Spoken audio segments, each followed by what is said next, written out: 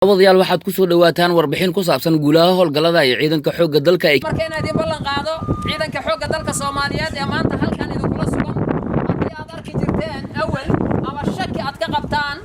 in la idin yimaado haddana dib la idin kaga laabto xoogga dalka Soomaaliyeed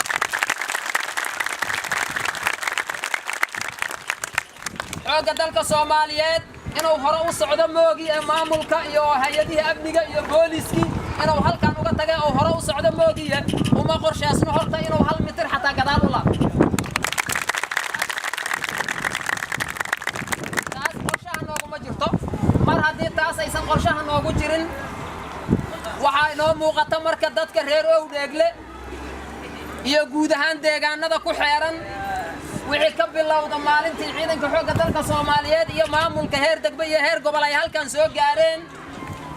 inay xurriyad ku noolaanayaan bishii Abriil koodeeda ciidamada xoogga dalka Soomaaliya ayaa nabadgedka al-shabaab ka xureeyay deegaanka Sabiib iyo Caanoole oo ka tirsan gobolka Shabeellaha Hoose deegaanka Sabiib iyo Caanoole ayaa dadka ku dhaqan waxa intooda badan ay yihiin beeraley noloshooda ku maareeya dalagga ka soo go'a beerahooda waxaana sanadkan ay u diyaar garoobayaan xoreyntii nabadgedka kadib in markii ugu horeysay ay la soo baxaan dalagoodii iyadoo ayna jirin sakawaad beenaadkii ay qaadan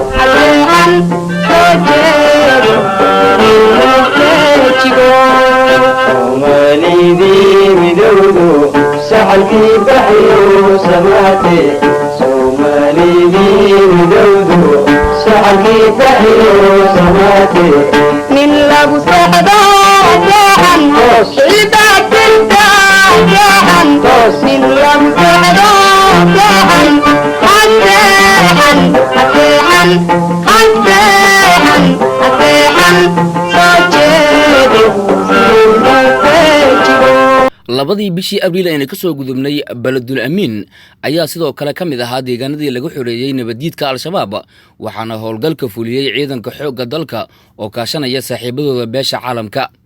ciidamada xoogga dalka oo ku hubeysan gaadiidka dagaalka ayaa howlgal qorsheysan kula wareegay deegaanka Owdheegle ee gobolka Shabeellaha Hoose waxaana markan ay yihiin ciidamada kuwa aad kaga duwan habxeleedka dagaalada loo galo iyo sidoo kale qaabka ay u fulinayaan howlgallada socda howlgalkan lagu xoreeyay deegaanka Owdheegle waxa fuliyay ciidamada sida gaarka ah u tababaran ee Commandoska Soomaaliya ee danab loo yaqaano la wareegida Owdheegle ayaa al-shabaab u hayd dhabar jabkii ugu weynaa ee soo gaara maadaama deegaankaasi uu yahay mid istiraatiiji u ah isu socodka gobolka Shabeellaha Hoose qaar ka mid ah shacabka ku dhaqan Owdheegle ayaana si dareen leh uga hadlay dhibaatada al-shabaab ay ku qabeen intii ay ku sugnaayeen deegaanadaasi meesha rabna waa ka bixi karnaa xilliga rabna waa soconayna cid wax noo geysada ugu dhaqmay ciidamada xoogga ka waran ma dib uma arkin anaga hadda labadan biri ganacsiga hoogo xirnay hadda maanta aada loo kala socdaa maasha Allah wallahi dhibka oo araggeeda laaskina hayaan ay anshuurtaas oo nanto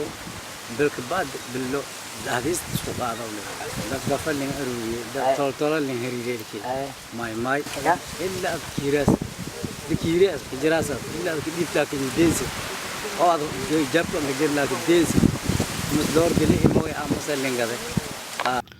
كودي بشي مي sanadkan dhamaadka ah ciidanka sida gaarka ah u tababaran ee Commandoska Soomaaliya oo markas talaha bilaabida howlgalka ayaa sidoo kale waxa ay la wareegeen deegaanka Bariire ee gobolka Shabeellaha Hoose 23 bishii Juun ciidanka xoogga dalka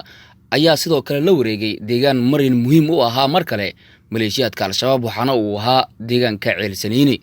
dhammaan deegaanada la wareegay waxaa xilligan ku sugan ciidanka xoogga dalka Soomaaliya geesiyaasha ciidanka xoogga dalka